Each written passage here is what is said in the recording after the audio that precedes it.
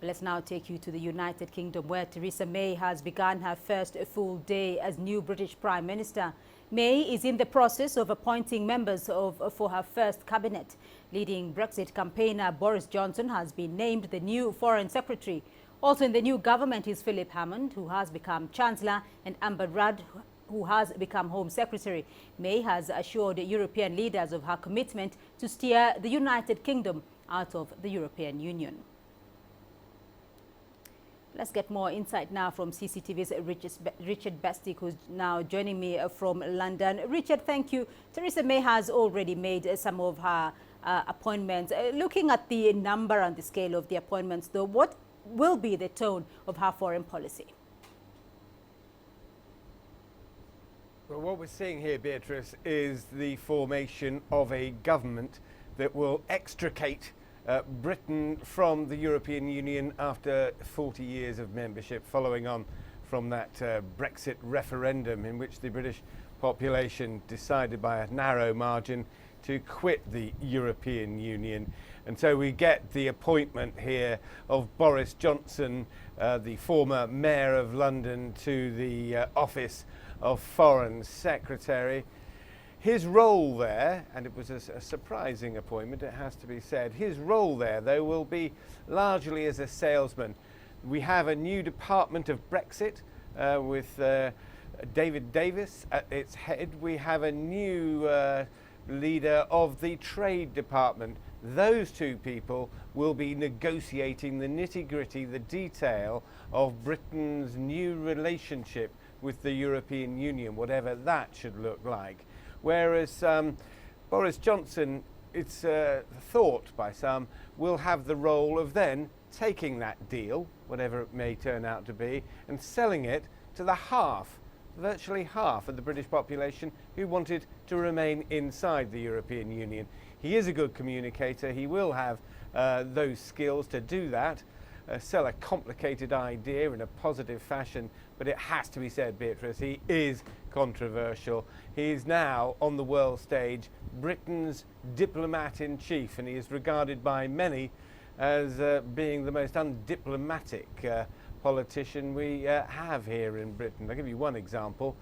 During the referendum campaign, he said that the United States President Barack Obama had an ancestral dislike of the United Kingdom because of his Kenyan roots. And he also went on to insult the possible future occupant of the White House, Hillary Clinton, saying she looked like a demented nurse in a mental institution. So not a man known for his diplomatic words, but he does have the ability to sell complicated projects, and this is going to be one. And just going back briefly, though, Richard, to the new Prime Minister, it was during her stint as the Home Secretary that we saw proposals such as those of banning foreign students from working as a means of curbing immigration. Is that the sort of policy or those sorts of measures that we should be expecting moving forward? I think it does kind of set the tone for this new Brexit government that you will see a much more isolationist Britain. I mean, the figures are extraordinary. Last year, for example, 121,000 students came into Britain, 51,000 went home. So 70,000 or so remained. And what Home Office officials are saying is that this is a means of ending the backdoor entry, the backdoor mechanism for getting a work visa in Britain. In future, those students that come to Britain will have to return home and reapply for a job here and reapply to get a work visa. But its immigration was very much it was very much part of the Leave campaign's message during the referendum campaign. They campaigned under the banner, we want to restore our control of Britain's borders, and we want to reduce immigration down to the tens of thousands.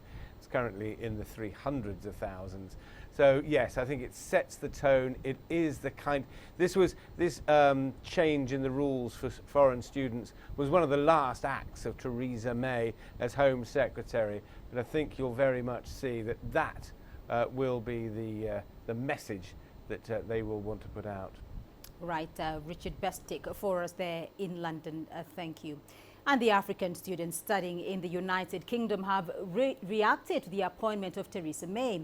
Some are uncertain about their future. We spoke to one Kenyan earlier. Now, with May being the new prime minister and Brexit, we do not know what's going to happen.